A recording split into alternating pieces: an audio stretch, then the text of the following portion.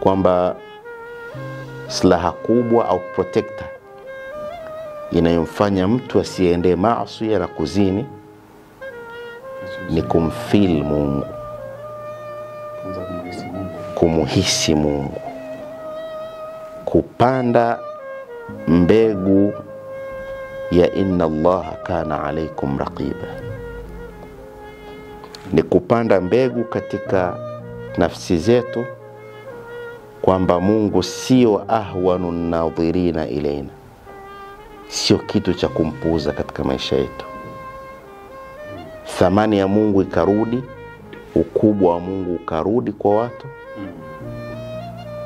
kama anavyosema Ali ibn Abi Talib, ndio aduma al-khaliq fi anfusihim. Mungu akiwa mkubwa katika nafsi zetu, swaghura madunahu fi a'yuni, vyote vitakuwa havina maana.